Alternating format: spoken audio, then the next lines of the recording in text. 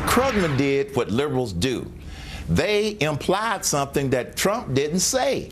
Because, see, what Krugman is trying to say is that Trump wants to raise taxes on everybody. No, he does not. If Krugman had taken the time to read Trump's 2011 book, his tax plan raises taxes on those at the top so they don't have all of those deductions that they can take and pay no taxes. That was Herman Cain last night explaining how progressive economist Paul Krugman took Donald Trump's comments on taxes out of context. But now Elizabeth Warren also cheering the Donald. He gets out and he talks about important things, like Donald Trump and I both agree that there ought to be more taxation of the billionaires, the people who are making their money on Wall Street. That's a pretty liberal position. He must be driving the right-wingers out of their minds. Don't call us liberal. It is a pretty right position. Here's the thing. Right now, a lot of these progressives are taking Donald Trump's comments, and what they're trying to say, and they've been trying to say this for a long time, is that conservative voters, particularly white male, working class males, really want progressive economic policies like higher taxes on the rich, but ultimately always vote against their own self-best interests out of social issues. Let's discuss it. Joining me now, Liz Peek, the FiscalTimes.com columnist, Sherry Jacobus, GOP strategist, Capital Strategies PR president, and Rob Todd, political analyst. Sherry, what do you make of that this is something that generally can resonate with a lot of people because no one likes all these fat cats, particularly hedge fund managers, getting away with not paying a lot more taxes?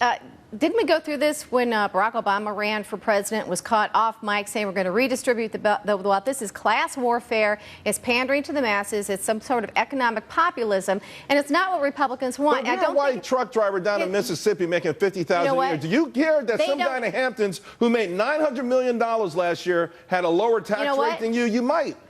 If they're not doing anything wrong, then why would you do it? Why are we raising taxes just because we're jealous of rich people? Republicans don't do this. I'm sorry, but when you've got Paul Krugman and Liz Warren agreeing with you on tax policy or any policy, and you're running for the Republican nomination, that's generally not considered a good thing. So I don't think that his voters, I don't think the Trump voters are really paying attention to this. He knows it, which is why he has one issue on his website, and that's the immigration issue only. He's not really out there talking about this. What do you make of it, Rob? I think Trump is so sneaky, he's probably setting Elizabeth Warren. What do you mean sneaky? I thought he was pretty out front. He's sneaky because he's doing a stealth move, and he's setting Elizabeth Warren up for something here, getting her to agree with him. Paul Krugman, he's married to a billionaire. I discount him immediately. But I discount most of them, but that's not the point. I think the point is that most people really don't want to pay more taxes. And people don't want to pay more taxes, but do people? Is there sort of a shot and fraud, if I'm pronouncing it right, kind of thing that? Sounds hey, beautiful. You know what? These guys make so much more than me. They should be knocked down a peg.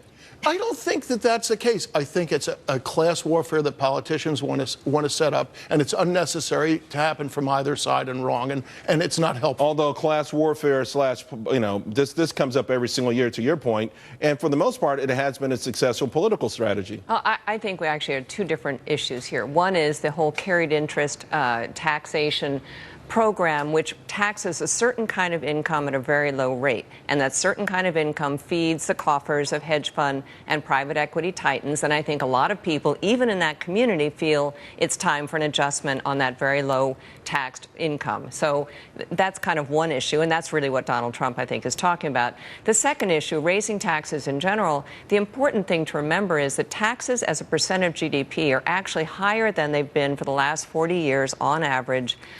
Over the next several years, they will be going even higher. That is not something that's good for the economy. It may be about social redistribution. I think that's totally right. Income redistribution. That's the message from Paul Krugman and Elizabeth Warren. It has nothing to do with stimulating the economy. Well, I think that, when you talk higher taxes a lot, it's about punitive punishment for success, and it does not solve our economic problems. We don't have a money problem in this government. We have a spending problem. That's exactly right. I think we all could agree with that, even Rob when he has a drink. All right, guys. Let's leave it there. Hillary Clinton offering her first outright apology, sort of, for using her private email server, calling it a, quote, mistake. The media, though, wasn't so fast to forgive Chris Christie, were they?